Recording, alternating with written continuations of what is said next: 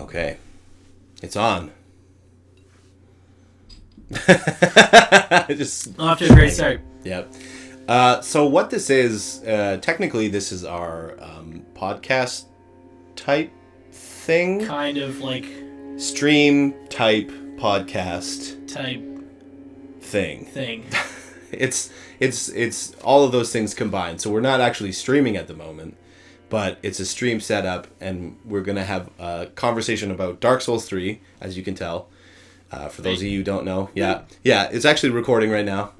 But we're going to be discussing Dark Souls 3 kind of while we are playing it, continuing on. This is my file, continuing on with it, and discussing things, because the game was just released Tuesday. So this is kind of like our first impressions with the game, because I'd say we're both... Well, you're more of a seasoned vet. I came into the Souls series last year with Bloodborne. Yeah. And then just this year, last year and this year, you plowed through 1, 2, and Bloodborne. So you did Bloodborne first, and then you went 1 and 2, right? Yes. Well, yeah. I did most of Bloodborne. I set it down for to play some other stuff. Also, because I didn't want it to end, if that sounds weird. Mm-hmm. I'm just going to keep running around as I give my spiel here. Yeah. But I finally finished it this year. And I had started Dark Souls, and I got to Sen's Fortress, and I was just fucking fed up with it. And so I set that down for a while. And then one day I was just like, you know what? I'm doing it. I'm finally going to do it. And I plowed through it, and then immediately after I finished Dark Souls 1, I did Dark Souls 2 Scholar of the First Sin Edition. Which is the PS4 one. Which is the PS4 one. Yeah, okay. 360 for Dark Souls 1, just for whatever. And I beat that about a month ago. Yeah, I do remember. Hey, wait, who's that guy? Oh, sorry, I already talked to him. Okay. This guy... I believe he's kind of like your entryway into an invasion covenant, because he gives you 5 cracked red eye orbs. Okay. I already talked to him and gave him the shit. So. Yeah, no, I'll just see it. But so that's kind of where I'm at with the Soul series. Me myself, I started off with Dark Souls 1. I think it was 6 months after its initial release. I hadn't played Demon Souls, but I had heard about it. And then I was subscribed to the PlayStation magazine, which is now defunct. Like, it doesn't even exist in online format, I don't think. And Xbox magazine, which I think is still going. Official Xbox magazine, I think it's still going. But I was subscribed to both of them. And... because I don't have any barriers like that. I don't care about platforms. Yeah. I will admit I used to, but now I don't give a shit. But back then I was just like, I'm fucking. Would you call me hipster for that? Because I'm like too cool for platforms. I don't consider myself a platformist. You're not a platformist. You're an equal opportunity gamer. Yeah. Anyway, enough with that terrible joke. I thought it was okay. Yeah, it was all right. I was trying. Anyway, I was reading a lot of articles in both magazines, and both reviewers from both sides of the spectrum, so from PlayStation and from Xbox, were like, this game is fucking amazing, and you need to pick it up, and it's the hardest game that you've ever played, and it's like, just reading the reviews, I was just like, shit, this game sounds awesome. So I picked it up. And that was... this is Dark Souls 1. So I picked it up on its initial... just a little after its initial release. What is going on here? I'm missing it. Sorry. There's a guy with an Uchigatana right there. Oh, yeah? I was just rolling over here to see if you'd done anything. Alright, you keep talking. I'm gonna just fucking... do your thing.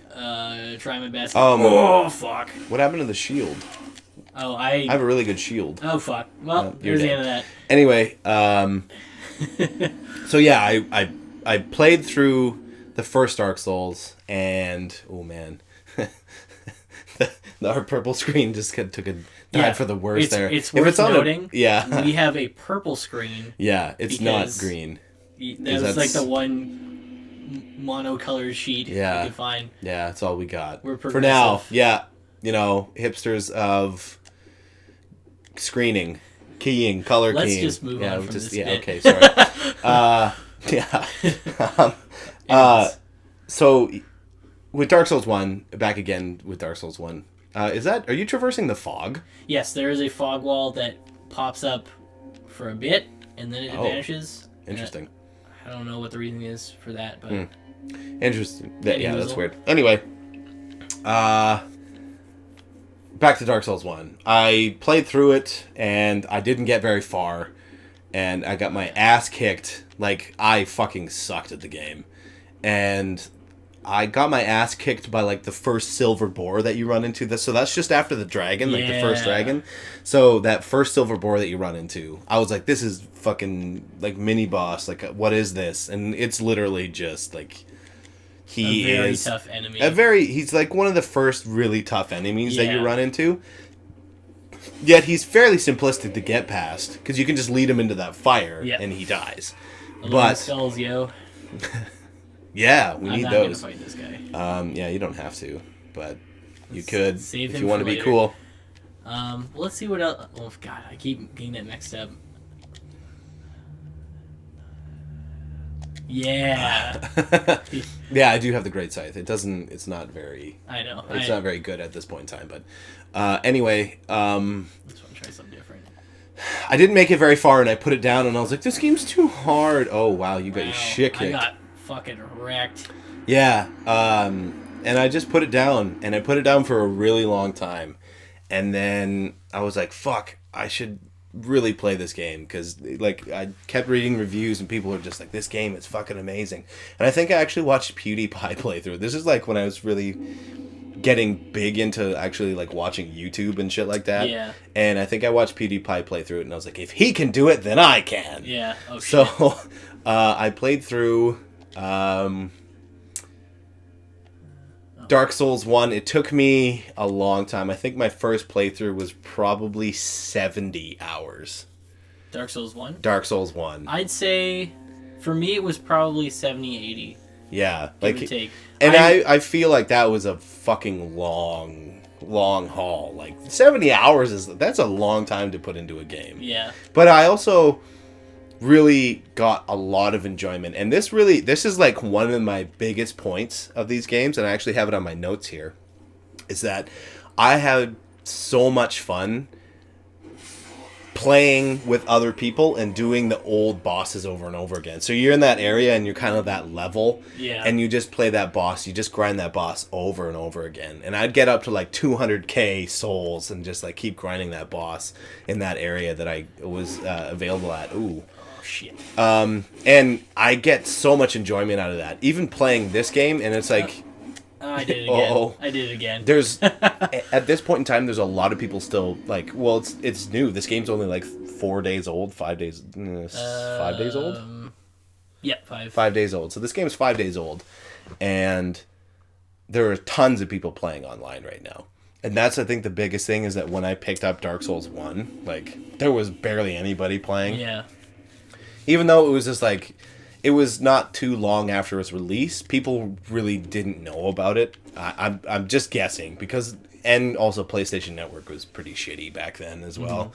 I say yes like I knew, but I don't know. Yeah, and there wasn't like tons and tons of people because like with this game, you go to a boss area and the floor, like just before the boss area, the floor is fucking littered.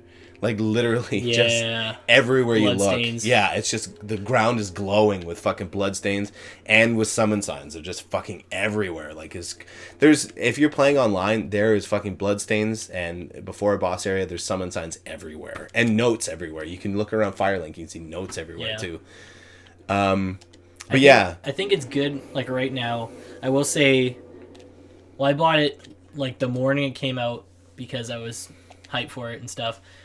And you plowed through like the first 2 games like right off the hop too. Like you finished Dark Souls 1 and then you texted me again like that same night and we're like, I started Dark Souls 2. About half an hour after I finished Dark Souls 1, because I knew I was close to the end, so I installed Dark Souls 2 onto my PS4, and then as soon as it was done, I just swapped consoles. I was like, I'm fucking Fuck doing it. this. And yeah, you went right to the PS4. Yeah, right. But I've noticed, like, just in terms of like summoning and stuff like that, the first day this game came out, I put down my summon sign, and within a second, like literally a second, Yeah. I was in like You were in someone else's game like immediately. That's crazy. There we go. But also to the flip side of that, trying to summon someone, it's like unable to summon, just like over and over and over. You get like 1,000 summon signs all over the place, and then like number 999 is the one that actually goes through because it's just like everybody's just fucking. And everyone's just like actually clicking on their summon signs too. You know what? The first summon that I actually tried, backstab, or back clubbing. Yeah. The first summon that I ever tried crashed the game on me. It literally crashed the game. Oh, and that was really? the first thing. That was the first time that I've ever had my PlayStation 4 crash. Wow. The Bastard's Kiss. Is that a woman or is it a dude? I thought it was a dude. I believe it is a large woman. I thought it was a dude because yeah. Anyway, that is there were like so many summon signs, and it was just before, what the fuck is his name? Vort? Yes. Vort? Of Yeah. the Boreal Valley, Yeah. So it was just before Vort. He's the second, probably the second boss. I don't know. I believe so. Yeah. I mean, it's pretty linear as it is right now. The game, like... Yeah. You get kind of like... And Bloodborne was fairly linear. You could take bosses in different directions, but as it stands so far, you fucked it hard. This game is fairly linear as it stands right now. But I was at the second boss there, Vort, and I walked down to the bottom of the stairs, and all these summon signs were there, and I like clicked on one, and it was just like summoning person, and then 2 seconds later, the game it was a bam, done, and it kicked me out, and then it had a loading screen, and that was it. Like, fuck. Game crashed. Boom, that was it. Damn it. And like I said, that is the first time a game has ever crashed on me on a PlayStation 4. Which I feel like is a good track record. But the whole summon sign thing, and with being in an area where the internet... I can't use L3. Dash and L3. You click it in and you get a big jump. Oh, you know what? Okay. Come on, man. It was in the tutorial. Was it? Yeah, it was in the first couple of things. Okay, you know what? I was just kind of like, I've played a fucking Dark Souls game. I don't need this shit. And it... Yeah. Okay. I needed a serious refresher. I was gonna make an argument. I was just like, fuck the this game. platforming in this game is fucking garbage. Do not underestimate that statement, because platforming in this game is fucking garbage. Yeah. Well, I mean, that's never been a Dark Souls strong suit in any way. No. Like, 1 was... Okay, the trajectory of your jump in 1 was pretty well this, except, like, you double tap circle. Yeah, which I thought was... Which is what I've been doing this whole time. Yeah. And that must have been what it is in 2, because 2 is just you get a little hop and a skip, and then you roll out of it. And, like, you barely get any... You get anything at all. Upward trajectory whatsoever. Yeah. So maybe I missed out something there, because I was like, this fucking sucks. I hate this. And then this part, I still haven't got... I don't even know what I picked up there. It's probably Homeward Bound or something. Yeah, it wasn't anything good. I looked at it, but it wasn't anything like... I was like, oh. Yeah, in this little house at the end of fucking Spear Alley over here, there's some sort of armor, if I'm not mistaken. And, like, I fucking ran that thing for, like, half an hour before I actually got it. And now that I know that if I click in L3, I can do a little hop and a skip. Like, Jesus Christ. I'd start running if I were you. Oh, yeah. I got this. Oh, shit. Okay. So I do have a few notes. I have a few notes that I did write down. Yeah. So let's take into consideration that you are considerably farther in this game than I am, because I only actually had 6 hours, maybe 7 hours last night to actually play this game, because I purchased it on Friday, so that would have been 3 days after its initial release. Yeah. You bought it First release. First release. I didn't get to play it much during the week. Like I played it like a shit ton on like Tuesday. Yeah. But it's been mostly like here and there, and like quite a bit last night. But I'm at about 23 hours. And yeah, as I'd stated previously, I'm about 7 hours. This playthrough right here is probably about 3 hours now that we've been playing it and kind of running around. But my initial playthrough was getting closer to 5 hours. Oh shit. My first playthrough, I rolled, what is it, Vanguard or something? Herald. Herald, yeah, sorry. Vanguard. What the fuck am I thinking? So I rolled a Herald, and I thought I'd give him a shot. Get the fuck and he's okay, but then I picked the... Oh, shit. God damn. Then I picked the Assassin because they have good dexterity. And decent dexterity, decent strength. And, you know, quick roll and all the light armor jazz. Anyway, I restarted the game, like, from scratch. Like, I was playing, and I was like, I was 4.5 hours in, and I was like, I feel like I'm getting nowhere with this character. So I fucking switched characters. And, oh, nice. You gonna drop down? Dangles. Oh. Blammo. I missed that one, dog, but it's okay. Have you been down here? I have, and then I left immediately after I saw the giant rat. I'd heal. Well, I will next time. Nice try. Yes. So 7 hours. I want to say at least 7 hours with the game. Yes, you just beat the big tree. Yeah, I beat the big reference. fucking curse-rooted oak folk. Whatever the fuck it is. Yeah, the oak folk. Yeah, and you're considerably farther than that. I just beat the Deacons of the Deep. Okay, I don't know what that is. That is about 5 or 6 bosses, maybe. Okay, maybe okay. less than that. So mine was boss 3. So he's twice as far as I am, technically. A little bit. But maybe farther than that. Anyway, I'm just going to run through the notes that I have here. Opening cinematic. Awesome. Dark Souls 1 had a great opening cinematic. Uh-oh. Oh, there you go. There he goes. Well, I got 120 souls on my way down. So There you go. That was pretty swag. That's a thing.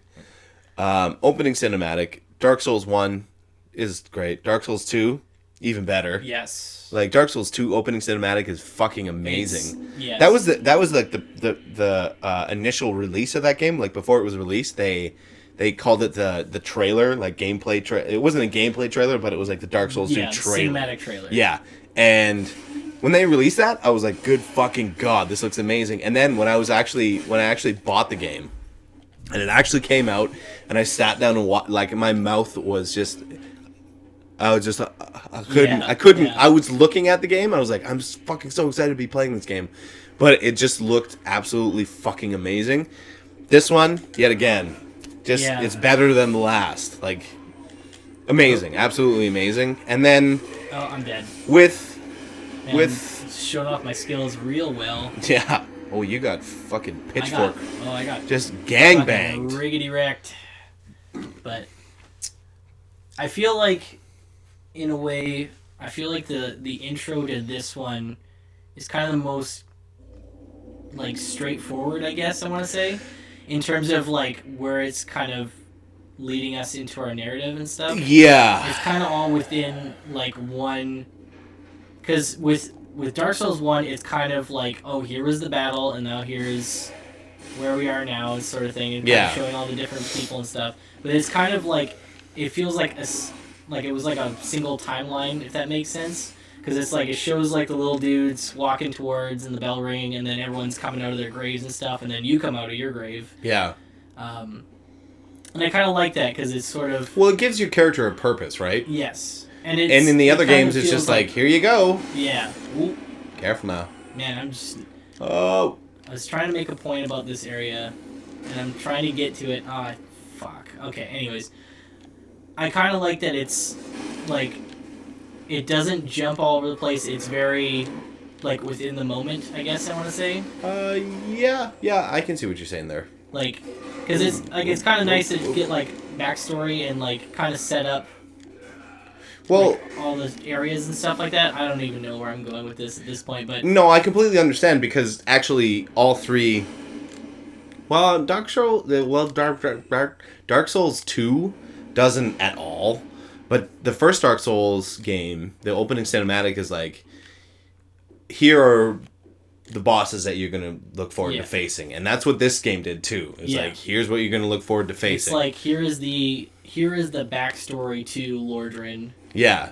Get like a, kind of understanding as to what you're getting, like what you're coming into after all this shit happened, Yeah, so it's kind of like, this is what takes place. This is what's happening in the world now. Yes. This, this year, I guess. What's hot in Dark Souls this year? What happened in the first game was like, this is what happened before you came unhollowed, right? Is that what the term is? Before you became a hollow. Before you came a hollow, yeah, right. What? Fuck. Little pottery show going on here. Making pots. Yeah, what is that? Is that a little dude? Okay, yeah. We're gonna skip him. Okay. For now. Okay. I haven't seen a lot of this. Zach is actually... This is my file, and Zach is just playing through it. This is also another thing. Side tangent thing. Oh, you're gonna kick down that ladder? What nope. is going on there? Oh, you'll see. Oh shit. Bye. No, not quite bye. Oh. Oh, check out that dude. Oh, the Onion Knight. Hey, dude. It is... No, he's just It's not actually him, is it? It's not the same dude. No, it's just an Onion Knight. I believe that was Siegmeyer. Yeah. This is Sigmund. Of Oh, okay. They're fucking him up. You should maybe help him. Yeah, I probably should. Oh. He's alright. Yeah. Maybe. Hang on. I think he'll be okay. Just... Okay, we'll just see. He's dead. Alright. Okay, he's just gonna stand there. Onion Knight. Whew. I'm gonna stand here, because he looks like to be stuck on this corner. Mm-hmm. Oh, well, I guess I gotta go in. Okay, so let's continue on. Sorry, this is all new to me, so I'm kind of deep into it. Enemies in the game are new and interesting, as it is with every Souls game. Yes. Even its spiritual successor, technically, Bloodborne is a spiritual successor, so it's not a numbered continuation, but it is a game. I don't know, how would you categorize it? I feel like it's within the realm of Dark Souls, like it's far in the future of Dark Souls. Yeah, I kind of feel like Yharnam is kind of just like... It's like 400, 500 years in the future in Dark Souls. Like they hit... Oh, fuck. Hello. Okay, I'll let you finish your thing before we... No, just saying, like, they hit the Industrial Revolution. Yes. And, like, because, Dark Souls is medieval, and then they hit the Industrial Revolution, and that's what Bloodborne is. Yeah. And it's within the same universe. Yeah. They discovered the powers of the great old ones and all the cosmic horror that came with it. Yeah. So we're going to talk to this guy. Oh, hello. Make peace. So now we're not going to get speared anymore. Oh, great. Thank you. So, now... Oh, shit. Whoa! We're okay. Okay, I thought you were dead. You're mentioning earlier that you could exploit that. Now you can really exploit that, because he just fucking hammers away at the enemies. Everybody else, but yeah nice. Still kind of got to watch your step if you're close, but it's cool. all good in the hood. Cool. Not to mention, kind of spoilery, but not really. Uh-huh. Later on, there will be areas that are sort of close to this, and you'll see giant spears. Homeboy is actually chucking them. Yep. Holy fuck. So back to the enemies. Like with each game, there are new and interesting enemies within each game, right? Yeah. So the first one, like you're kind of introduced to the hollows, like the zombie men. Like they're in every Dark Souls game. Yes. And they're pretty much the first enemies that you run into in this game. The cloaked variety. Yeah, and they look better in this game compared to the other two. Like they just keep getting better and better aesthetically looking. Okay. Then you start running into like armored ones.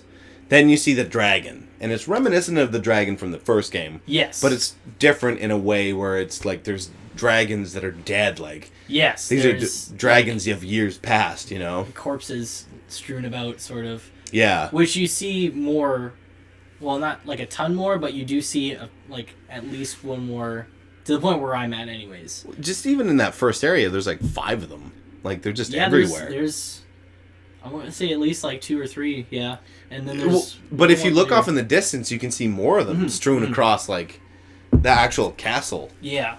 Because you look in the background and you see like giant sprawling pillars and shit like that, and there's a dragon just dangling off of them. Yes. Which is pretty fucking awesome. Like, I mean, you can see off in the distance in the background of this game, but just a little hut there. Yeah, you know. Oh, hey, go ahead, talk to this guy. Well, I was kind of holding off to let you finish. No, I was just saying, you know, it's just going more in depth about like yes. the enemies that you start running into. Then you run into you know what?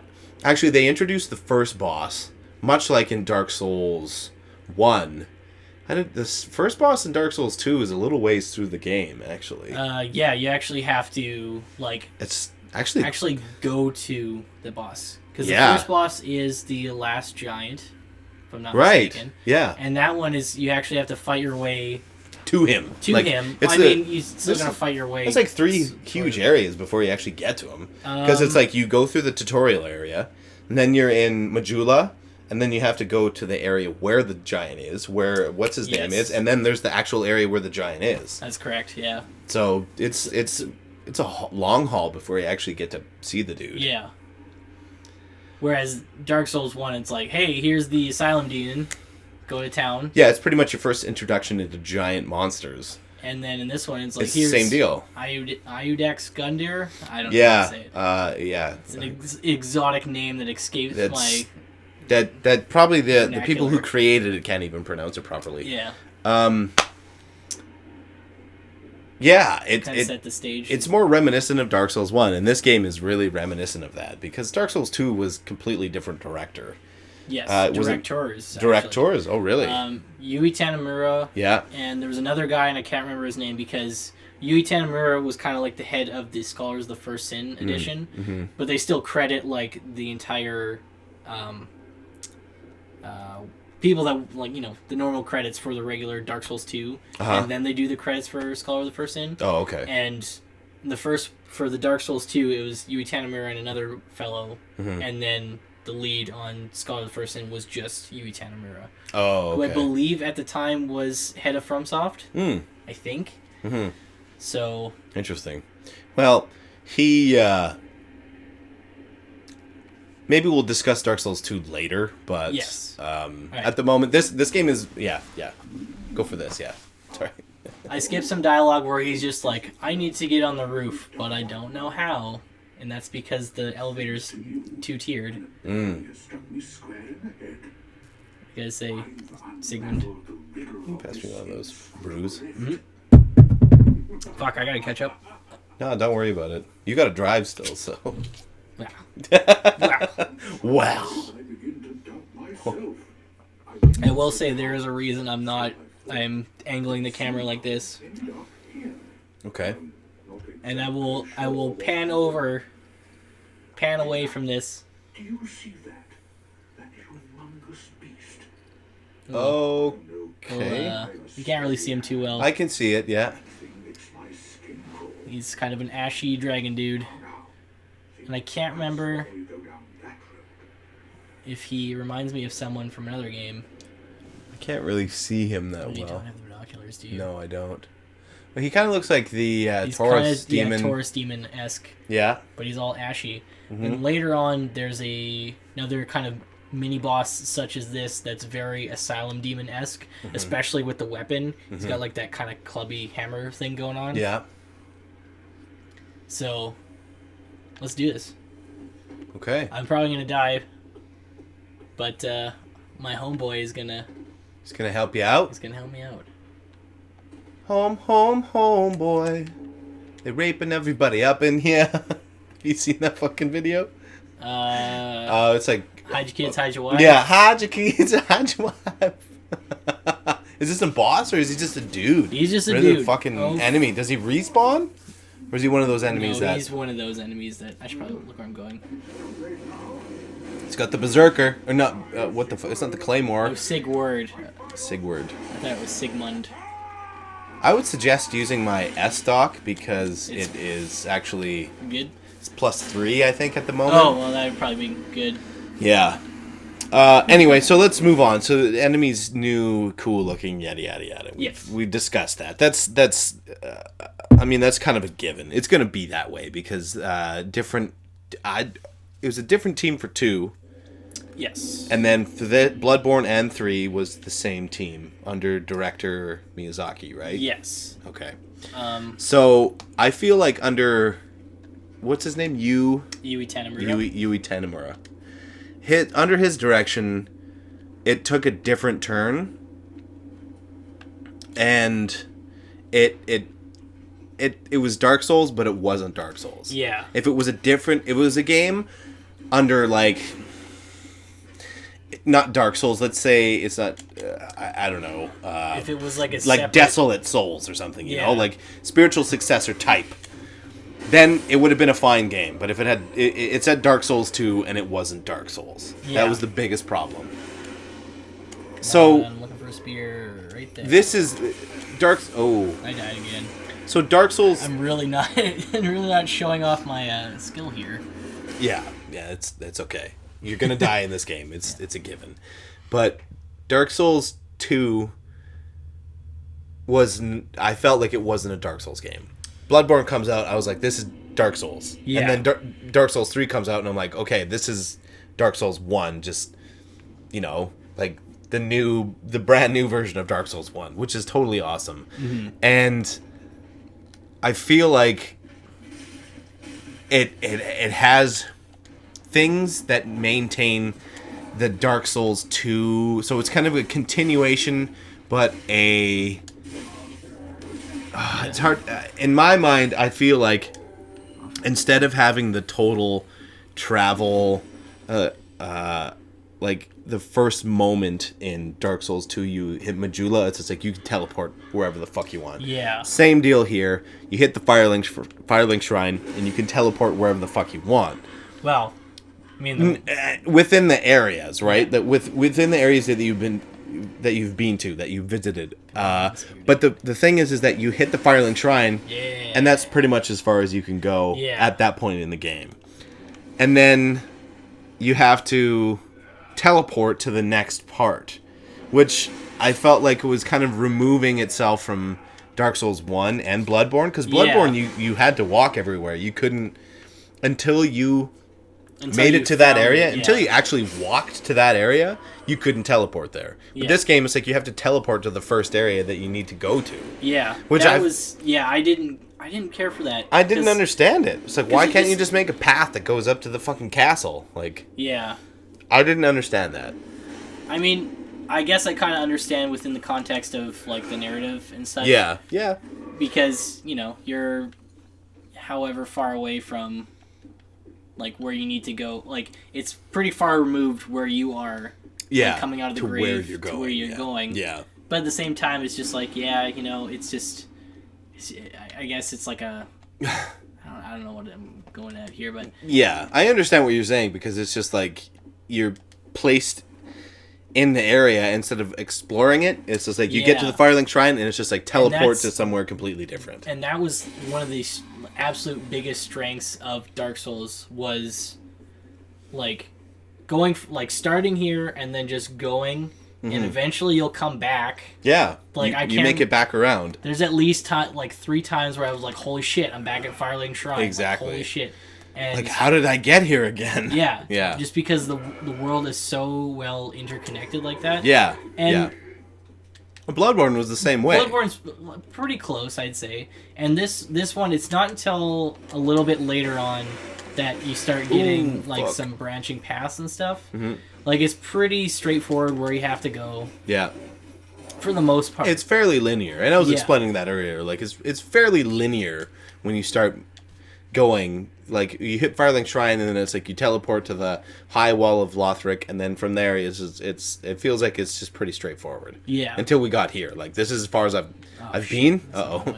But really, like, it's been a straight shot all the way here. Yeah. I believe it's not the next area, but the area after that it starts, you can actually kind of branch off. Mm-hmm. And that kind of got me happy. I don't know if it kind of, like, like Dark Souls 1, there's so much looping back in on itself. It's very labyrinthian, if you will, if that's a word. I understand what you mean. Yeah. It might not be a word, but I understand what you mean. Just in that, like, the whole world it's huge, but you can get back to where you want to go if you know the right path, Mm-hmm. Mm-hmm. Whereas this, it kind of feels like they set you off. It's kind of like they set you off. It's not like Dark Souls 2 where it's kind of like you go until an endpoint, mm-hmm. and then you come back, mm-hmm. and then you go down the next path, Till get to your endpoint, endpoint, yeah. and add infinitum. But in this one, it kind of feels like it could be that, but at the same time, you know where you are in the world with relation to other things. Like when I was telling you about the spear dude throwing spears at, like, this other area. Yeah. Like, you can, like, with that, you are close enough to there to, like, for that to be able to happen, but at the same time, you're far enough away that it's not, like, super connected. And I think that's kind of cool.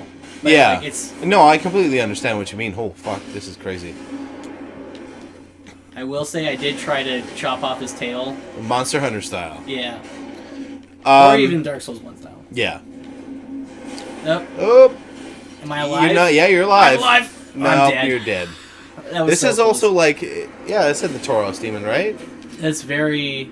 Yeah. It's like the Tauros demon, but... On fire. on fire, but, like, the Tauros demon had a baby with, like, one of the zombies from The Last of Us. Because it got, like, the whole cordyceps thing, like... Totally. Yeah. Coming out and stuff.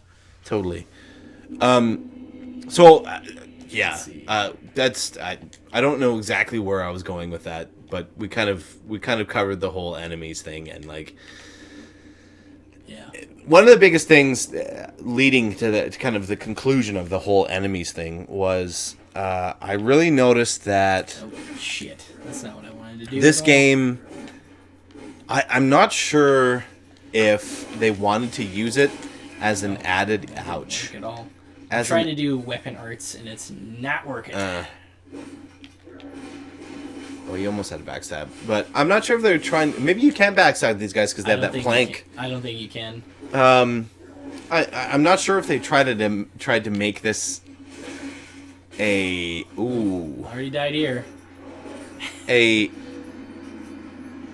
Like a continuation of Dark Souls 2, where it's more difficult in different ways than the first one, because the first thing that I noticed is that it's fucking impossible to get souls off of anything. Yes, you get like 30 souls off of your first and Titanite shards like, are they're super low supply, especially at the start. Titanite shards, as you progress, you start to come across more and more. But even souls, like getting them from boss battles, I find is very slim. Instead of like the first 3 boss fights, I think I got 3,000. I think the first one you get 2. The next one, and maybe it's like 2, 3, 4. I don't know. It's not very much though. No. Compared to like, I think about the fucking gaping dragon, and you get like 20 grand off that fucker. You get like a ton from that, dude. Yeah, and then you can do it again, and you still get like 10. You get like half the original souls that you got. The first 3 bosses, it's like maybe 3 or 4 fucking... Yeah. 1,000 Slim pickings. Yeah, super slim pickings. And the first few enemies that you run into, you get, I think the number is actually 36 souls. Yeah. 36 souls from every enemy that you kill, other than the knights, who give you 220, and the dudes with the axes and the spears, who give you 80. Is it just me, or maybe it's because they're earlier on in the game, but the Baldur Knights are like way fucking harder in this game. Super fucking hard. Like brutally hard. Yeah, and that's another thing is I'm not sure if they're like tweaking it so that it is like this, but they give you way less souls, and the enemies are more difficult. Like on the start of the game, like the game is I remember playing through the first one, and I can blast through that fucking, like, the first 3 bosses in that game. I can blast through it. Maybe it's knowledge and just familiarity of Dark Souls, but playing through the first 3 bosses in this game, I'm like, fuck, I don't have enough levels to, like, I don't do any damage, like, at all. Like, I felt like I did no damage to the bosses. Having to fucking, oh, what's going on here? Some sort of plot? Sort of. So, when we were in that graveyard there, yes, she asked for what's called Umbral Ash, and with that, she's able to acquire more items. And this is a grave key, and this is going to unlock a pathway to get an NPC. You know where that guy was sitting that we ran past to go to the tower there? Yeah. There's an NPC just inside. There's a little gate beside him. She's just inside there, and you can't open it from that side. You have to go, like, where the rat is in the sewer. Yeah. There's a door in there. You gotta go through there, fight some skeletons, and then you get her, unlock her, and then you can, like, get miracles, if that's your thing. Oh, okay. So, but it's like Big Hat Logan in Dark Souls, the first Dark Souls. Like, I didn't use magic, but I still got him. Every time I played the game, I got him. Just because it's like, more people you have in the village, it's like more happy, you know? Speaking of Big Hat Logan, I really wish you were a little further in the game. Not because of him.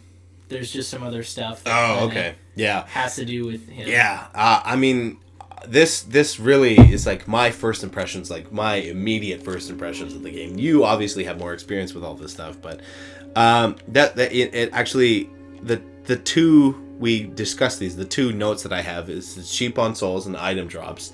So item drops are few and far between, which, I mean, that's kind of like Dark Souls 1 is few and far between.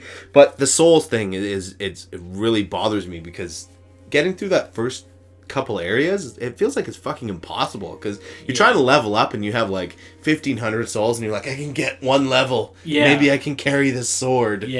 And it also says it's harder than the other 2 Dark Souls games. It feels like the first area feels like it's a lot harder, because it feels like you can't get anywhere because the items aren't dropping and there's less souls. I feel like I can kind of agree with that, but at the same time, I mean, obviously I'm not demonstrating any skill whatsoever. Yeah, but my character isn't exactly that great either. It was kind of like a balance between, well, especially with the Balder Knight. The Balder Knights, plural, because there's more than one in that area. They're just like way over leveled for like that first area. Yeah, they feel like, because in the first area, when you first get into that castle area in the first Dark Souls, you run into that Black Knight, and you're like, I'm staying the fuck away from that guy because he killed me in 1 hit. And that's what all the Balder Knights are like when you first run into them. Yeah, they feel like just a slight step down from that first Black Knight, like just fucking grueling. Oh, yeah. But okay, so another thing we're gonna do here. I talked to this guy. Yeah. Has to do with souls though, which. Okay. Lord, give transposing kiln. This is the thing that you got from the tree. And as you remember from previous games, you can use boss souls to create weapons. Yeah. But you need kind of like You need a bunch of shit. You need a bunch of shit to do it. Yeah. This, you give him the boss soul, gives you options. Fuck yes. We're just gonna kind of skip this because he's basically just explaining what I'm doing. But we're gonna begin that. Yeah. So, Hollow Slayer Greatsword. This sword, I believe, bestowed to a proper Mirror Knight long ago. That was an NPC from Dark Souls 2 named Lucatiel. This is her sword. Okay. And it's pretty good. I've been using it quite a bit. You need a Titanite scale to... Oh, I got it from the dragon, but I didn't get it from the dragon in this playthrough. Oh, okay. That's what you get it from, right? Is the dragon? Yes, I believe so. Vort's Great Hammer, typical. What is this? Arstor's Spear. Is it like Artorias? No. That's... I'm not going to say anything. Okay. Don't. But this recovers HP with successive attacks. It's... Ooh. That's Bloodborne, motherfuckers. You use the soul. It costs 0 souls aside from it, because these ones have, like, you have to pay souls and on top of the required soul. Yeah. I recommend getting this. Get it, yeah. But that's the nice thing is, like, you, aside from needing, like, some souls in some instances, like, there's some weapons or rings and stuff that's just like, you walk up, give them the soul, boom, done. You don't have to worry about it. Yeah. In other games, it's kind of like, oh, you need this kind of sword, you need it, like, at this level. It has to be specific, yeah. You know, it has to be imbued with fire or something like that. Yeah. This is just, you walk up, bam, done. That's another thing, actually, that I noticed that was really simplistic, because I walked up to Andre, and it was just like, hey, you can already fucking equip the weapons that you're upgrading with fire, or with whatever. You can upgrade them raw, or you can immediately equip them with fire, like, yeah. Did you Estes? I did, yeah. Reinforce? None? I don't have anything left. Infuse, yeah, you can infuse it, like, right off the hop. Yeah. As soon as you pick up one of those gems, blammo. You can fucking infuse that shit. You do pick up... I've never said the word blammo before, but for some reason I felt like saying it. It fit well within your little phrase there. Yeah. But you can pick up coals, kind of like the embers from Dark Souls 1. Mm-hmm. I haven't really used them, but I'm under the assumption that it's, you know, more of the same, just kind of more, you know, variety, I guess, in terms of what you can do and stuff. But I don't know where I was going with that. But end of that thing. Next thing. Okay. Do you have a next thing? Yeah, I do. Yeah. Okay, good. So I'm racking my brain for things I want to talk about. Yeah, things that you can talk about with me that won't spoil so much shit. Yeah, because that's the big thing is, like, there's so much, especially with this building itself. There's, you go up to this lady and there is a tower key you can purchase from her for 20,000 souls. Yeah.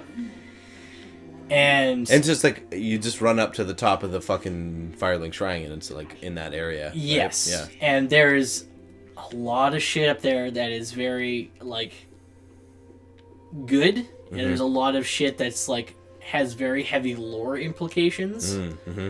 And there's another thing that I still haven't figured it out. It's kind of like, I feel like there's a secret to trigger something.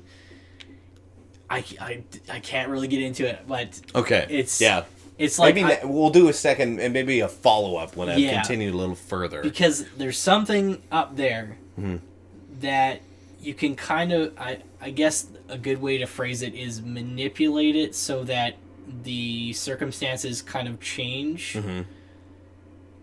And I want to know if it actually triggers something, because right now I'm just kind of at a standstill. And I was talking about it with this guy I know, and we're both trying to, like, rack our brains to see if something actually comes about from this.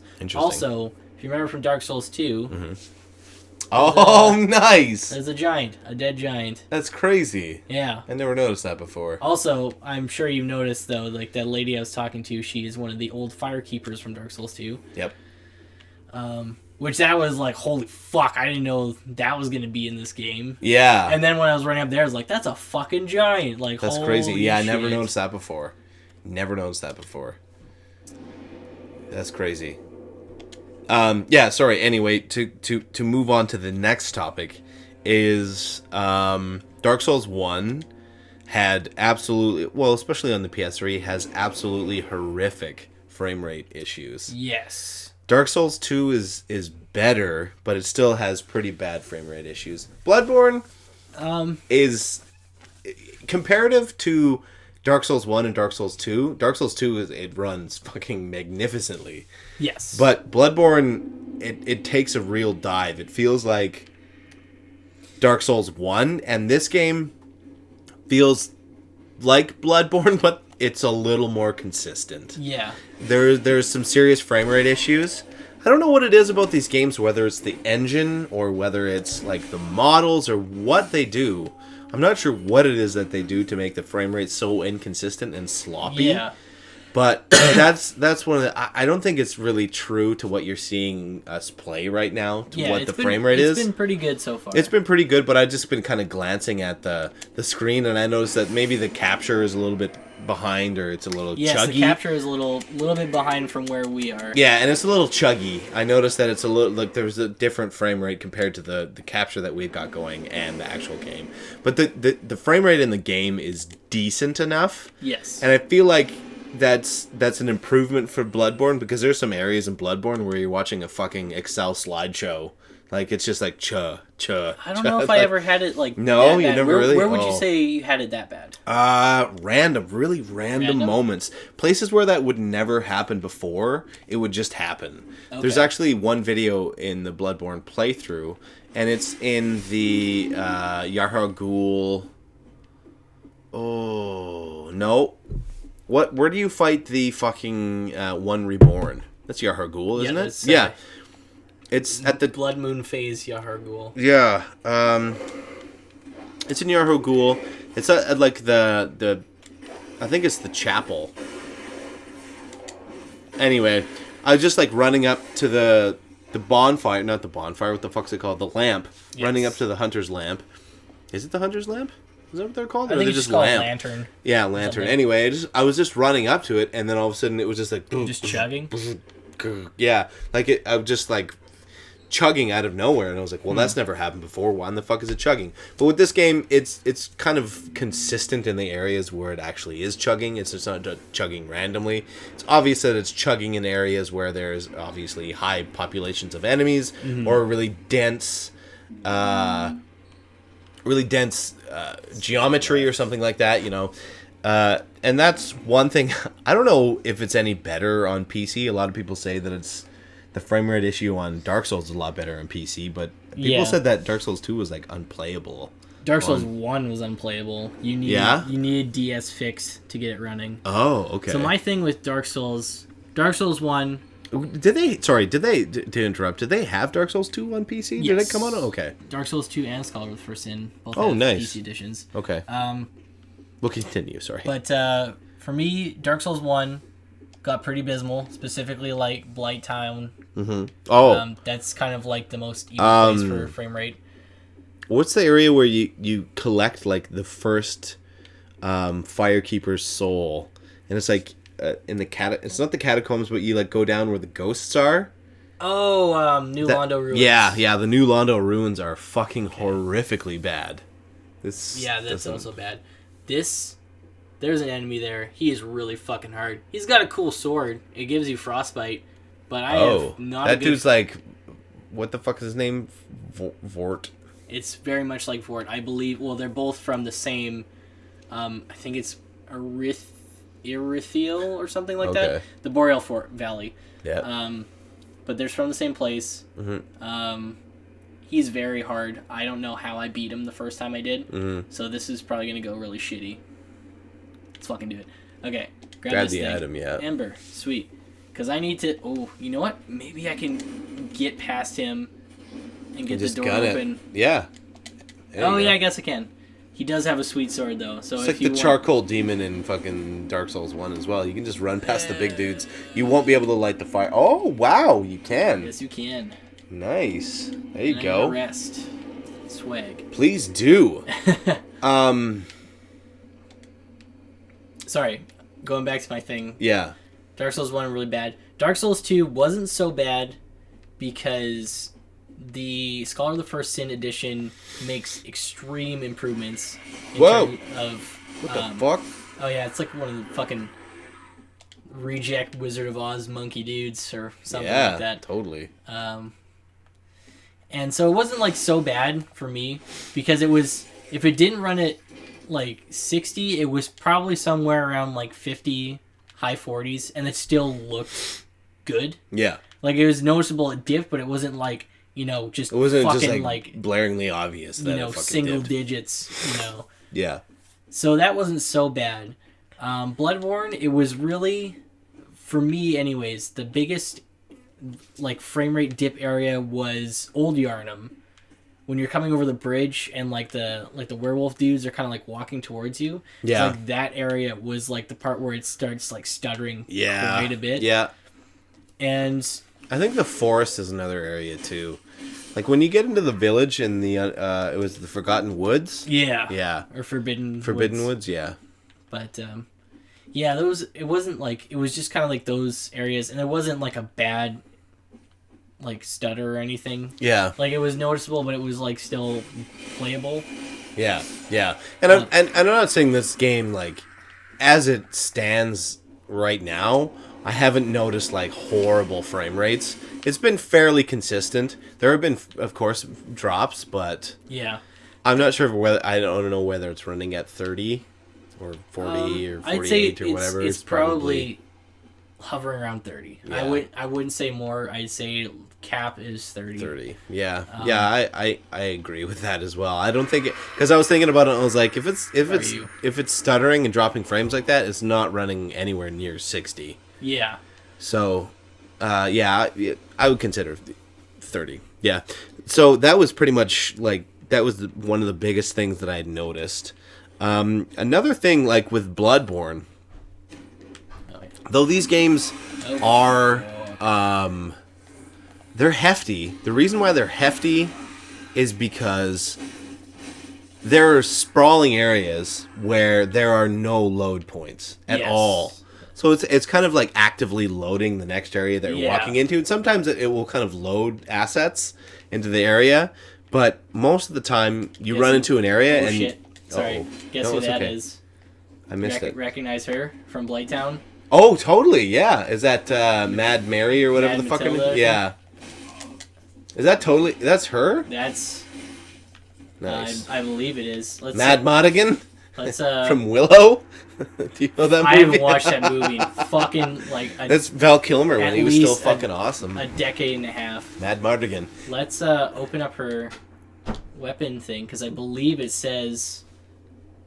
What's the butcher's knife with oddly large blade wielded by the mad woman hunting the road of sacrifices. Oh, well, it doesn't say. It doesn't say, but it's like that's her. It's fucking her. Or a relative. She's avenging. Yeah. I don't know. I can't remember what the point I was. Load times. Sorry. Load times. With load times in this game, over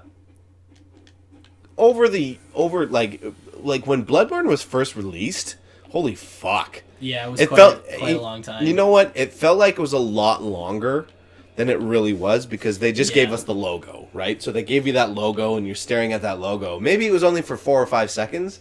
But it felt like it was a lot longer because they didn't give... sometimes it was like 30, 40 seconds. Yeah. Like sometimes it was a long fucking time. 4 or 5 seconds is pretty generous. Yeah, sorry. That's a lot. But yeah, it was long, and it definitely because it was just the logo, made it feel even longer. Yeah, you're just staring at the logo. You're like, because like you don't have anything to interact with. You don't have anything to read. Even with Dark Souls 1, it was load times, there's item descriptions and stuff going on, and it was just that wasn't there with that, but post patch we got that finally. Yeah, but that I kind of feel like this in terms of load times is very much like post patch. Yeah. Some areas load better, but then for some reason like you teleport from one area earlier on in the same area that you've been running around, and it takes 4 fucking minutes. Like, feels like it's just like, oh my god, is this ever gonna fucking load? Yet again, I completely remembered what I was saying was that this game has to load as one giant area. Yes. Like, it really has to load. It might be able to load actively, like in real time, kind of when you're like walking into that area, but I don't really see it working that way. That's probably why there are frame drops and things like that. Mm-hmm. But to like compensate for that. Yeah, to compensate for like because it's loading assets, right? Like you can see in the background sometimes when it's loading assets or fog effects or whatever. Yeah. But Silent Hill 1-esque. Yeah. But in this game, like imagine, I don't know if there are load times in like Grand Theft Auto 5, but imagine like it loads at the start of the game, and that's it. And that's it's like 2 minutes, but you never see a load time. That's awesome. Once in the game. And I don't know much about the game at all, but we'll just let this go through because I don't know what the fuck's going on. This is Horus. That's Horus on the left. Yeah. She's Aunary. Okay. They are blue sentinels. Oh, okay. So these are your people that you can summon into your game? Yes. They are... I love the Elite Knight armor, though. Yeah. Yeah. That's one of the Lords of Cinder we'll have to fight eventually. Still have not fought him. Okay. But, yeah. They eventually come back to Firelink Shrine. Spoilers, but... Nice. Wow. Yeah.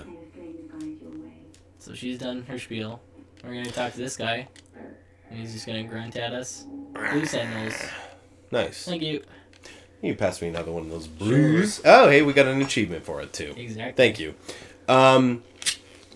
This is actually one thing that I've really noticed, whether it's my TV or the game or what it is, but like with Bloodborne, I felt the controls were really responsive and it was like immediate, whatever you were doing, it actually happened.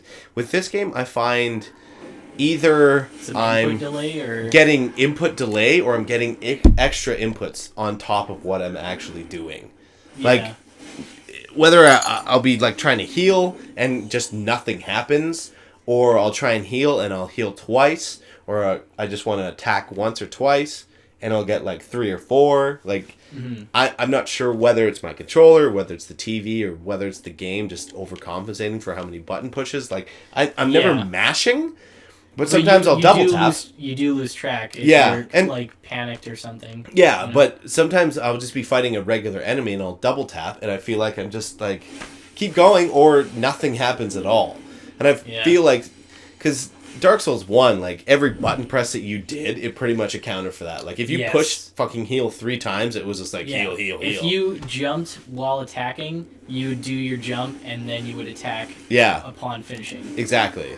And this game, I feel like sometimes I'm pushing like dash twice, and I'll just keep dashing. Like I'll just keep moving. Yeah. And I don't know whether I just have to learn how to relax on the game or what it is, but sometimes like nothing happens, or I'll just get like an overcompensation for what I'm doing. That's always been a thing with every Dark Souls game I found though. Is like every input is precise and exact and the game takes into account like everything. Frames, everything. I hate command grabs. Yeah. I didn't know that these guys did those, but I hate these guys. Yeah, they seem like they suck. They're really reminiscent of the like the rat people in Bloodborne, like the dudes with the cloaks and the It's kind of beastmen. It's kind of like a cross between that. Did you ever do the Chalice dungeons? No, never touched them. Okay. Because they kind of feel like a cross between that. There's enemies called Madmen. That's a Black Knight, by the way. We are not going to go anywhere near him because fuck that. I still have not beat him in like my level 45 guy. Oh, really? Do you not have the shield equipped at all? I always two-hand. Oh, really? I just straight two-handed. And I roll. Because I can't handle the block. And I think it's because I started with Bloodborne. I'm a blocker. Yeah. You know? I'm a blocker. I think like Bloodborne, you just go for it. Starting with Bloodborne, you just go for it. I like pretty much always had my weapon tricked out. Yeah. Like, if I had to get in close or something, these guys fucking suck. By the way.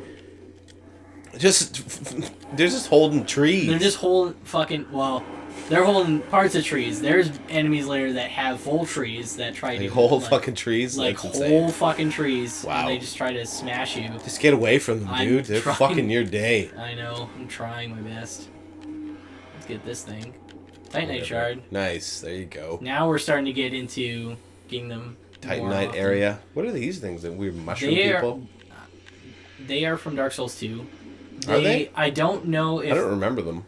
They're like a little later on in the game, I think. Yeah. Just to clarify, I didn't get very far through Dark Souls. I think we figured it out. I was maybe like 60% way through the game. Just over halfway through, I think. Yeah, maybe something like I don't remember. I admittedly, I don't like that game. It's a... I think it's a good game. I don't think it's a good Dark Souls game. That's a giant crab, by the way. That's pretty awesome. They suck. they suck awesome, though. There's another thing. This is a very PvP heavy area. And it's kind of cool for that. I don't like PvP at all. No, I've never liked PvP. It's cool because you got lots of hills, you can hide behind shit and stuff, and it kind of makes it a little more exciting. Fuck off. I hate these dogs. Yeah. The dogs in every Souls fucking game are just the worst. Yeah, they're the But absolute worst. I had a guy. It was me, and I had a jolly collaborator. We were standing up here because the guy had rolled down towards that tree right there. Yep. And we're throwing fireballs and shit. And I was like, "Fuck! If I aggro this giant crab, maybe he'll help me out." And he just sat there and like soaked up arrows, and I got mad because I was just like, "Fuck! I want this guy to like at least turn around and like see where like all the shit's coming from." Yeah. But nothing at all. So here's actually, this is another topic that we can discuss, is PvP in Dark Souls games. Never cared for it myself. Now this conversation is going to end quickly because I never cared for it either. But the reason why I never cared for it is because in areas where the PvP took place, I was usually like beginning that area. Yeah. And, excuse me. Oh shit.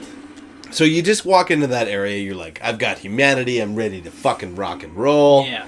Just kick the shit out of that boss. And then you stumble into a new area, and then some motherfucker comes out of nowhere who's been playing the game for like 2 years. Yeah. And he's just... He's the guy with like Havel's armor set, and you can do fucking quick rolls and shit. And he's fucking... He's doing like the the backdash like cartwheel thing and all all that shit. He's got the dark wood green ring or something like that. The one that makes you do flips instead of rolls. Yeah, and he's wearing Havel's fucking armor. Yeah. The dude that's like levels 450 and you're fucking squishy level 25. And yeah, that's the worst thing about fucking PvP is it doesn't have a level cap. Anyone can invade. Yeah. Maybe it does. I don't know, but every time I got invaded, I was fucking getting I feel like I just get obliterated. Trashed, yeah, like every time. And yeah, that's why I never really liked it. And I felt like this game, there is a huge following and a huge community for PvP. Yeah. And there are some people who only play these games for that reason, which is a shame. It's a shame, but it's also like I'm kind of impressed, Yeah. Well, it's just like people who play Call of Duty simply for multiplayer. Online. Yeah. It's the same deal. Oh shit. Like there's 100% definite good PV. You're hell. fucked. You're fucked. Yeah. Yeah. See, there's an Estus shard over there. Yeah. There's no way you're getting out of that. Yeah.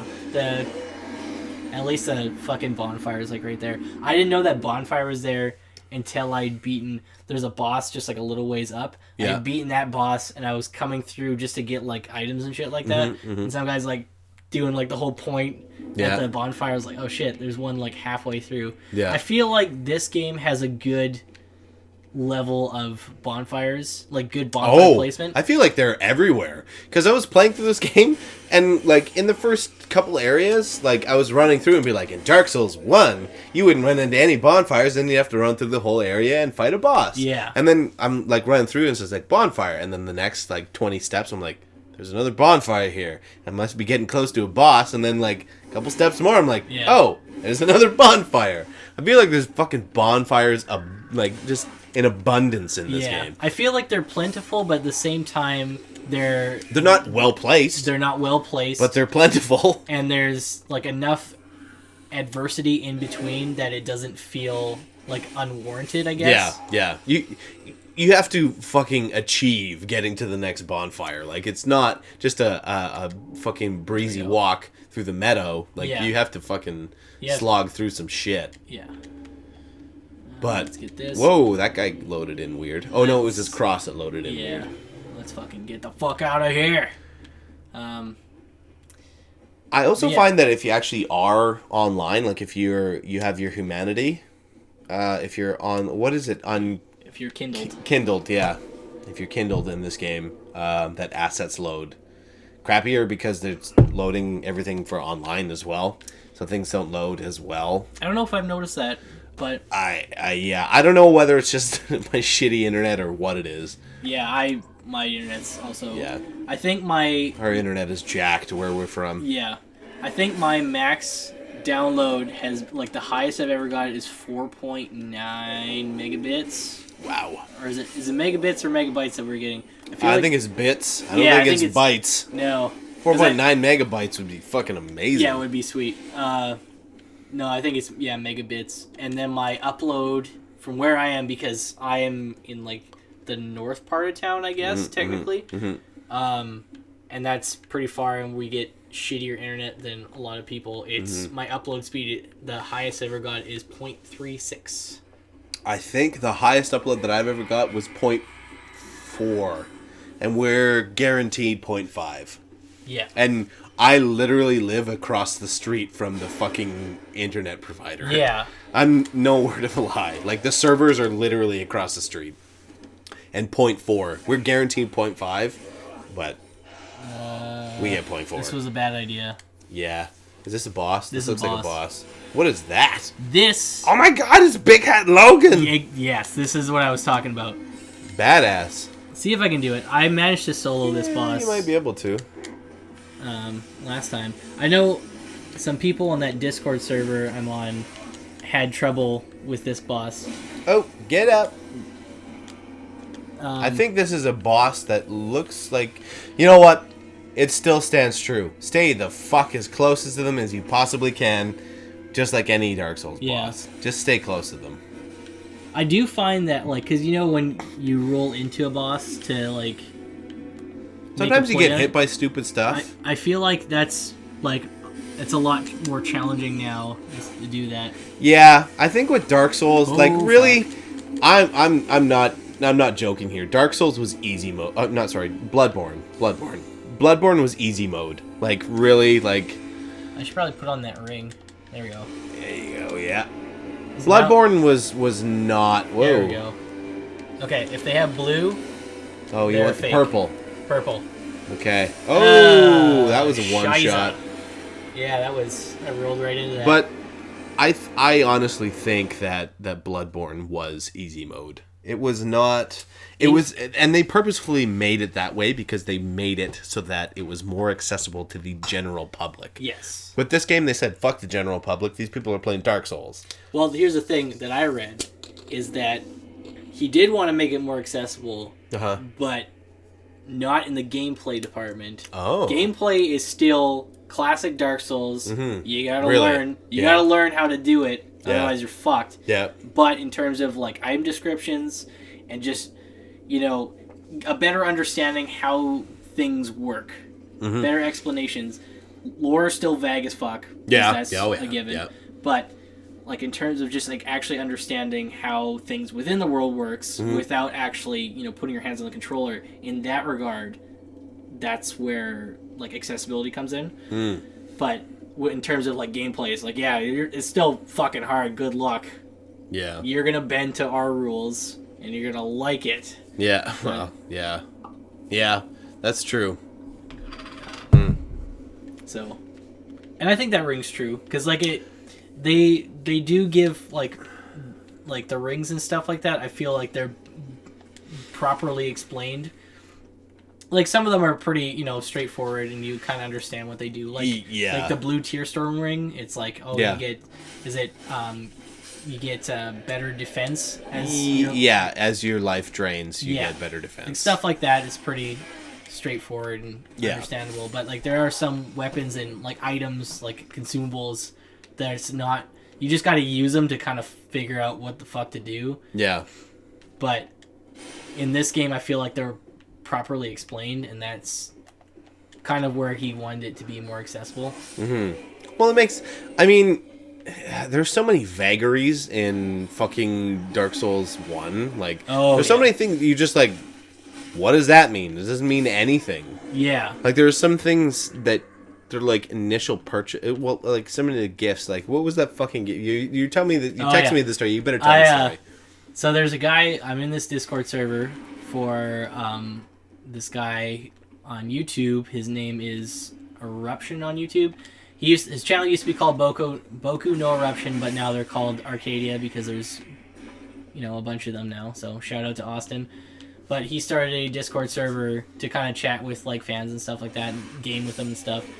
And there's one guy on there that today was the first day he was gonna start playing Dark Souls because like Dark Souls 1. Dark Souls 1. Yeah. Because everyone's been going on about Dark Souls 3. Well, Dark Souls in general, but Dark Souls 3 especially right now because, you know, it's out. We're all excited about it. So he's like, okay, I'm gonna start playing it.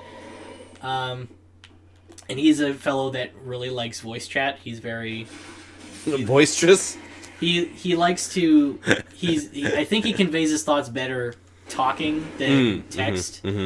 So he's very much like, hey, who wants to join voice chat? Voice chat. Who wants to do this? Blah blah blah. Yeah. And he's like, anyone want to join voice chat while I play my first round of Dark Souls? And kind of no one was in there. And then he starts up his game and he's like, okay, I'm setting up my character. What should my starting gift be? And I was like, the pendant. Let's go with the pendant. He's like, okay, cool, sounds good. And I not knowing that it basically it does nothing. It does nothing. Absolutely nothing. So I'm sorry, but also I think it's it's pretty hilarious that he's just funny. like, yeah, great, thanks for the help. And like actually the guy that was streaming, he like DM'd me. He's just like, you're a bastard. You told him to take the pendant. And I was just like, yeah, awesome. I know. It's like I feel bad, but I'm also but I don't feel bad. So if that guy sees it, I'm sorry, but also at the same time, holy fuck. Wow, one shot. Yeah, dude, fucking soul spear? Is that soul spear? Or was that fucking arrow? What the fuck is it? I think it's soul arrow. spear. Yeah, I think soul arrow is a small one. Soul I've arrow, never rolled a magic user in these games, no, so I couldn't tell you. Yeah. I don't know. I feel like I'd rather just have a sword and attack shit than have to worry about fucking. Well, in this game they have. Well, I don't know. Do they have it in the first two Dark Souls games? FP? What the fuck is FP? That's the blue meter. Yeah. Yeah. Is that new? Is that? Nope. Well, here's the thing. I've never seen the FP bar. Demon Souls. Well, it hasn't been in it since Demon Souls. Okay. They brought it back. Yeah. Because previously it was you get a certain amount of uses per like visit to the bonfire. Yeah. And yeah. now it's actually it was just like an item use. When you had spells, it was like an item use. Yeah. Like you had a limited number, but now you have have mana. You have mana, is what it is. Because not only are you juggling your magic uses with the FP, but it's also your sword arts. Oh. Which is these fancy moves. Yeah, R2. Like that. Right. Hold R2 and fucking do stab some crazy away. shit. That's your FP, and that's replenished with your Ashen Estus Flask, and which I don't really use sword arts. That's the thing, and they're kind of like, oh, this is a game changer, and I'm just like, I don't really use them. Yeah. Like I feel I like couldn't see the frames for you to actually attack. I couldn't see you use something like during a boss or anything. That's the thing. It's just like it doesn't. Like I haven't found a time where it's benefited me to use. Oh, can you get that fucker? I'm gonna get stabbed by this guy. Oh. I knew it. I'm not gonna bother with that guy right now. Fuck him. Heal up first. And I'm gonna just sword art. Ah, fuck. See, that's what I mean. It's the frames for you to actually use your sword art are. I feel that way about the weapon arts and general heavy attacks. With the weapons I've used anyways. Mm-hmm. It's felt a lot like I was texting you about it. I feel like it's a lot heavier. Like harkening back to like holy fuck.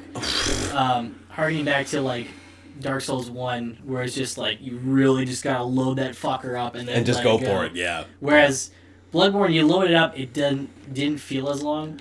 And I feel like and it lets you know when it was ready to go, yes. right? It gleamed, or it gave you that fucking shining light. Shine there. Yeah. And I feel like they're like the implication. Well, not implication. What do I want to say? The reasoning for that. I don't know why I say implication, but regardless, the reasoning for that is Bloodborne. You're a hunter. Hunters wear cloaks and shit. Mm-hmm. This you're fully armored. You could wear full fucking heavy armor. Yeah. And because of that hinders it, like hinders your movement a bit. Even if your weapon, your loadout is, fucking crab, snow crab, bitches. Oh, fucking snow crab. Even if you're like your weight is under 70% of its max because that's once you go 70 or over, you fat roll. Yeah. Yeah. Yeah. But it's bad. I feel like that's the reason why it feels so different to do these heavy attacks between games. But in terms of like speed, like your quick attacks like this feel very on par with the speed of Bloodborne. Not to mention just combat in general.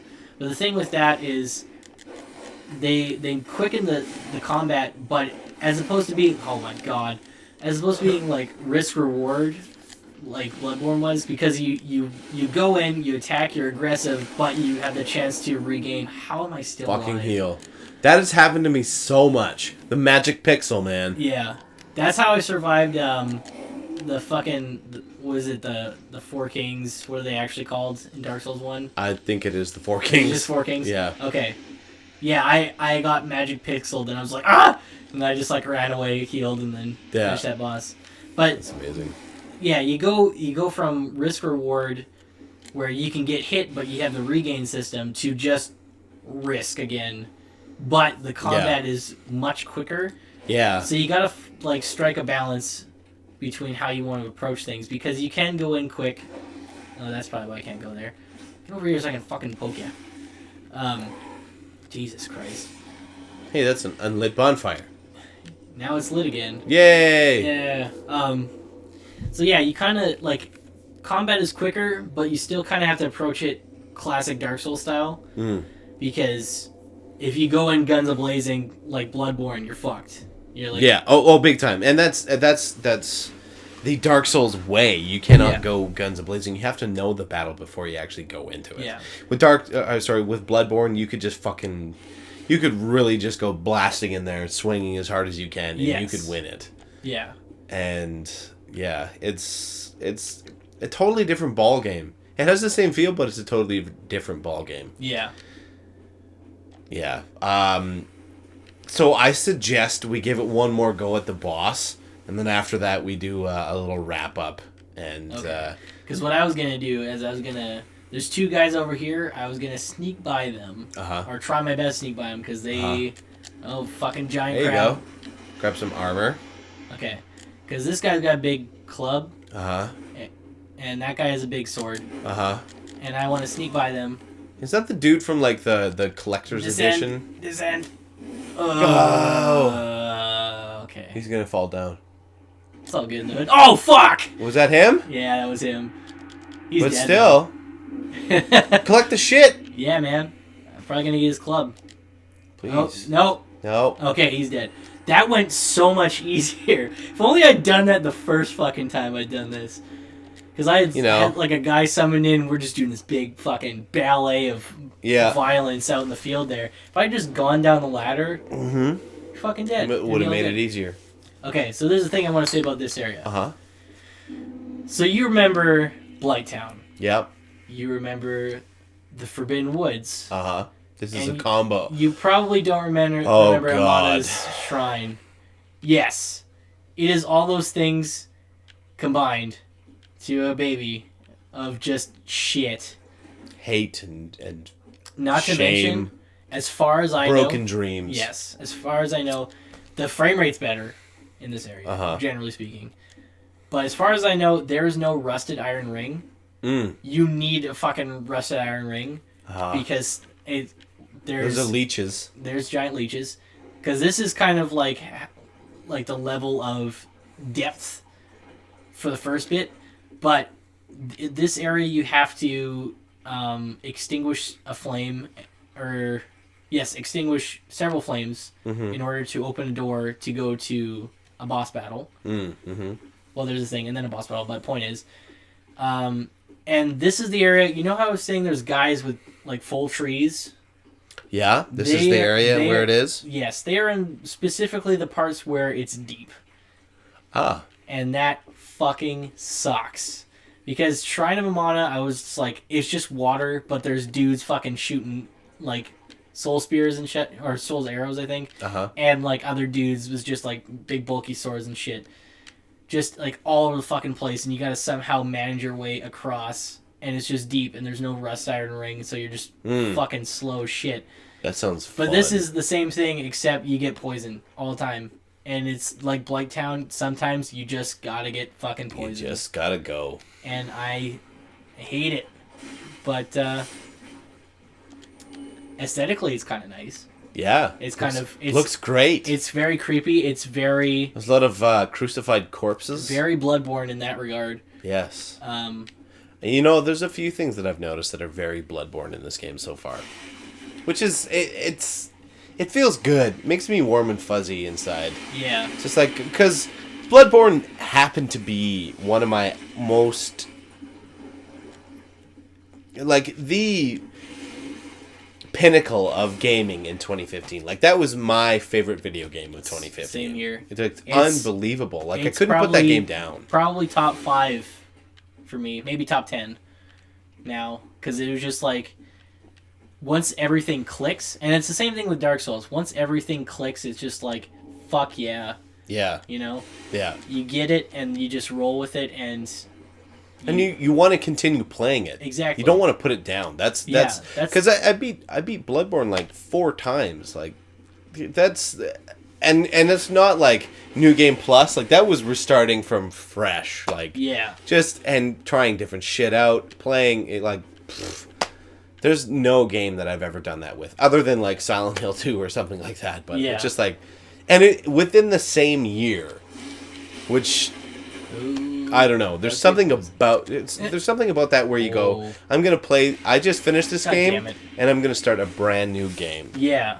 Like there aren't very many video games that I do that with. There's definitely just like you want more out of it. Yeah. You know. Yeah, you're just like, I wish. And it's I feel the same way about Dark Souls, maybe to like a lesser extent, just because aesthetically I enjoy Bloodborne more because it combines my 2 favorite kinds of horror, being gothic and cosmic. Yeah, just making a cool baby out of that. Yeah, and like dark fantasy is cool, but I like H.P. Lovecraft just a little bit more. Yeah, but the whole Lovecraftian thing. Yeah, yeah, but you want to go back because you want to try new things with the same game. It presents like. Here's the house. You see, here we go. Oh, yeah. Fat rolling. It's like, here's the house. Let's, move some furniture into this room. Yeah. Try out new things. That's a terrible analogy, but you know what I'm saying. No, I understand. It's building blocks, right? Yeah. Move them around, see how it works.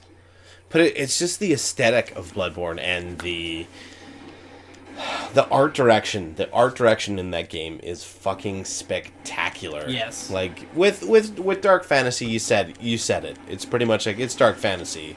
You're gonna have woods. You're gonna have swamps. You're gonna have castles. You're gonna have poison swamps. Keeps, yeah. In the woods. You're gonna have folks who use magic. Oh fuck, Basilisk. Oh yeah. Get out. Don't. Yeah. Good thing about this game, when you get cursed, it doesn't like half your health. Oh really? Because Deacons of the Deep. You can get poisoned in that, or not poisoned, cursed. Because I died, the first time I did it, I died from cursing, and it didn't half my health. Nice. The nice thing about this, in comparison to, Dark Souls 1, let's go into this for a second. Dark Souls 1, you get cursed, it's half your health gone. Yeah. But if you die, you still keep the same health bar. Yeah. Right? Yeah. Demon Souls, you lose like half of your health. When you die, unless you get the Cling Ring, and then you get about 75% of your health. Why won't you go through there? Shit. No. There we go. Also, cursing. No, it's the same. Never mind. I thought it was, for some reason I was like, it feels a little different, but it's not. Dark Souls 2, you progressively lose like 5 to 10% up to 50% of your health before you have to use the fucking, I can't even think of what it's called, Wire Baby Dude. Human Effigy. Oh yeah, okay, yeah.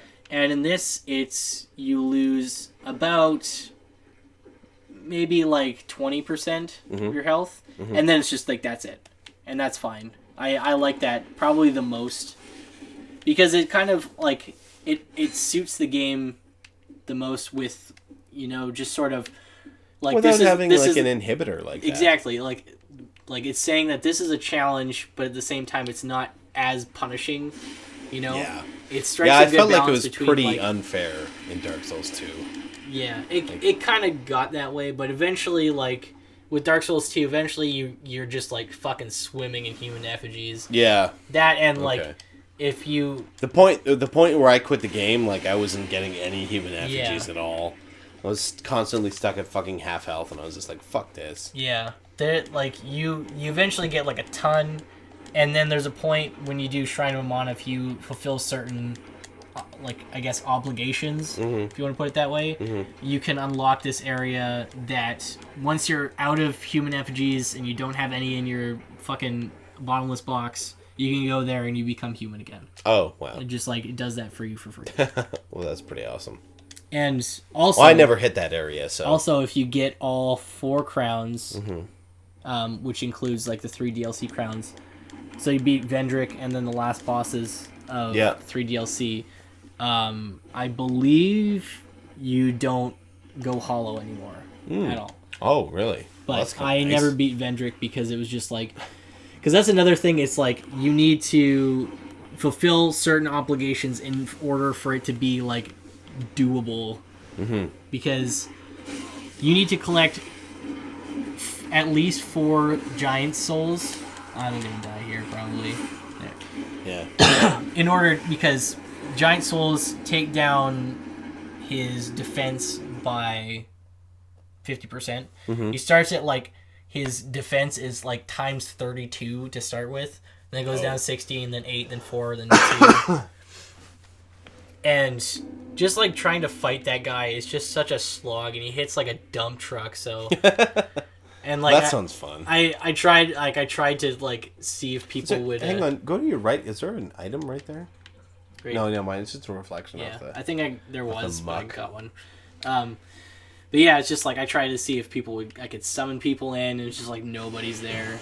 Because there's a boss, like, directly before that fight. And, like, you can summon in people for that, but there's no summon signs to go to Vendrick. And that kind of sucks, because he's just, like, it's just so... drag him through everything. It's grueling just because it's so fucking slow. And that's why I didn't even bother with it in the end, because I was just like, I've had enough of this.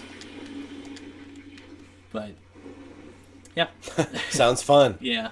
Well, should we try that boss one more time before shit. we... Yeah, oh, God. This guy's gonna kill me. Yeah. What are they... What the fuck are those called? They're Dark like Wraiths. dark... Yeah, right. Dark I Wraith. believe, yeah, they're Dark Wraiths. Yeah, that's a Dark Wraith for sure. See, there's a thing later, another minor... It's not really a spoiler, it's kind of spoiler, but there's a key you get from the guy that gives you the cracked eye orbs. Yeah. And it's, I guess it's in order to actually join that covenant, you need to kill the last Dark Wraith in this low cell. It's like the cell that's at the lowest point of Lothric or some shit like that. Which I'm assuming is in the area that I'm at now, which is called the Catacombs of Karthus, I believe. And that, if you've played the Chalice Dungeons in Bloodborne, it's like, it looks Same like deal. they just, like, grabbed one and just, like, shoved it in there, more or less. Like, less like, gothic, but still similar in kind of look. It's kind of like a cross between that and, like, the Catacombs from Dark Souls 1, I guess. Okay, interesting. It's, except, like, big and less dark. Oh. So, Interesting. but yeah, I guess we'll go give this another whirl, and then I think I've said just about all the things I want to say. Yeah, as it stands right now, I don't have... I have my notes, and I kind of covered... Like, I covered quite a few of them within my first few statements, but then we broadened the conversation to what we felt... pretty much what we feel what a Dark Souls game is. Yeah. And to me, this really does feel like a Dark Souls game. Yes. And my statement in the first Bloodborne episode is it's like coming home. Yeah. And that's what this game feels like again as well. It feels like it's coming home. There's just like to something comfortable, something that you've experienced before. There's that initial emotional connection that you have with the first game, and then I played this one, and it was just like, wow, I'm home again. You know? There's a certain je ne sais quoi Exactly about Miyazaki directed Souls games. Yeah, you know? Nice backstab. Thank you. And it's just like there was just something missing. Something, just really. this one little. I can't put my finger on it. Yeah, I mean, for what it's worth, Dark Souls 2 was a Souls game. Yes. But as I had stated previously, if it was named anything else, something other than Dark Souls. Yeah. People would have said, "Hey, this is a very good Souls-esque game." Yeah, this is, like to tide ourselves over before the next Dark Souls game comes out. Oh shit. Uh-oh. Shit, I forgot about that hole there. Let's get this thing. Yeah. Sage ring. Swag. Out of here. Wait, is that a thing too? Yep. Sweet. Hey, Sorcerer stuff. some cloaks. Get the fuck out of here. Cloaks and robes. Yeah. Cloaks and robes. Gotta have me my cloaks and robes. Now we're in fucking Crab Town. Yeah, fucking snow crab is coming back. Oh my. Wasn't there a giant crab in another one? Was it 2? Did 2 have a giant crab? I'm trying to remember if it did. I feel like 2 had a giant crab. It might have. I can't. You know what?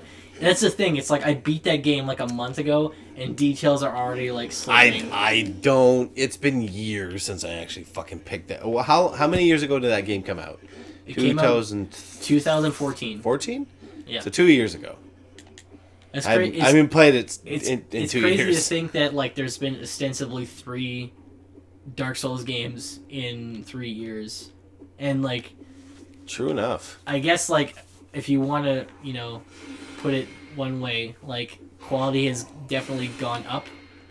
Yes, it has. Because Dark Souls 2, like we've said a couple times, not a bad game. It's just not a good Dark Souls game. Yeah, exactly. It's not a bad game at all, and I never did say that I think it's a bad game. I just don't like the game because it's called Dark Souls 2. Yeah. No, there's definitely just been people that like shit all over it, and I mean. Yeah, there are a lot of people that like, especially when it was initially released, there were a lot of people who shit. Yeah, maybe it's just shit all over maybe it's me coming into the series as late as I did that makes me kind of have a better opinion of it. And you can experience the series as like pretty much as a whole. Yeah. At that moment, like you came into it at a really great time because you pretty much picked up this game like right on the tail end of Dark Souls 2. Yeah, when I found out like release date for DS3, I was like, I'm gonna finish these games before I even touch this because I know I want this, but I need to finish this. So I just like had a quest and I just went on it and fucking went for it. There's still a lot in Dark Souls 2 that I need to do in terms of like specifically DLC stuff because there's a DLC boss that I'd like to fight. He's really fucking hard though. His name is Sir Alon, I believe. He's from the Heal up. The Shrine of the Burnt Ivory King DLC. Oh fuck! I was healing at that point. Damn. Well, you got him down to half health. It was a valiant effort. Indeed. But yeah, there's still stuff I have to do with that game, and I do plan on going back at some point. But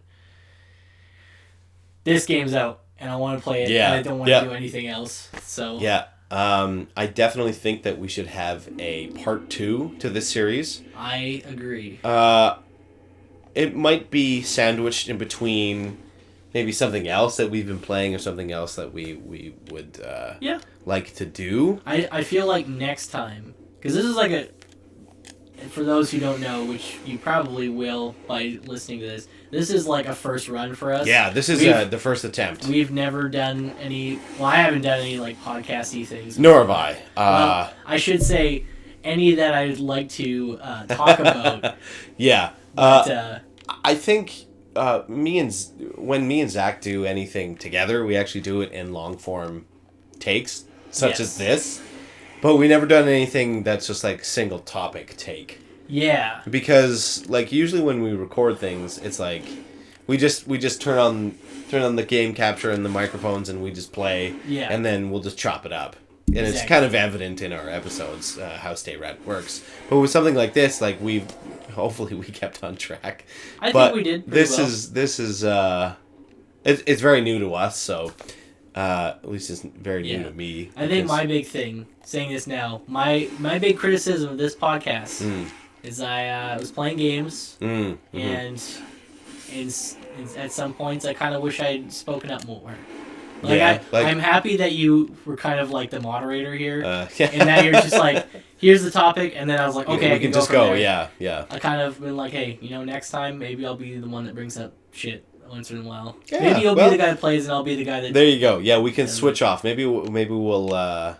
Or maybe we won't even play while we're podcasting. There you go. We can play afterwards, and we'll just splice the footage with So- the footage of something that we've done. What's your one criticism of our podcast? I think I had a few alcoholic beverages during this, and I feel like I lost topic a couple of times. But I think the biggest criticism actually is really we're playing a video game while we're doing this, so maybe we're not sticking with our topic. Well, while it's not just forward. that we're playing a video game; it's we're playing this video game while we're doing. And it's hard. Yeah. And there's times where I'm just like, oh fuck. But if we had more people, then Yes. we could have kept the topic flowing with someone else while maybe a couple people were paying attention to the game. But sometimes even if you have 3 or 4 people doing it, they're still going to pay attention to the game. Yeah. Anyway, I Just feel gotta get Matt and Nick to hurry up in their Dark Souls. there you go. Yeah, we'll poke them in the butt on that one and make sure they really like this. I think that's a pretty good. I think that's pretty good. Yeah, that was a good closer. That was a good closer. Well, how about we end on me fighting the crab? Sure. Snow crab, bitches. Fucking. Where'd he go? I That guy's still following me, by the way. I hear him, yeah. So His let's chains just- are jangling. Yeah. Are those little mini crabs? Those are mini crabs. Yes, 'Cause there he that's is. what- oh boy. You see those first. Yep. And then it's like, hey. Hey, this is a big motherfucking mama crab. Yeah. Mama crab gonna get you. Oh. And there you have it. Mama crab's all hairy, too. Yeah, well. When you live out in the boonies like this, maybe a razor isn't quite a luxury. So. Yeah. It doesn't happen every day. Anyways. Thanks for watching. Yeah. Is this the Stay Rad podcast? I think it should be Stay Rad podcast. That seems Stay Radcast. Okay. Hey. I don't know. I like that. Seems to work. Stradcast. And on that note, wait. Turn around. Who, me? I can't. Nope. Okay. Goodbye. All right. Okay. Bye-bye. I'll do it again. Okay. One more time? One time. Okay. Goodbye. Bye-bye. And then we'll do a Jump for Joy. Yay! Because it was fun.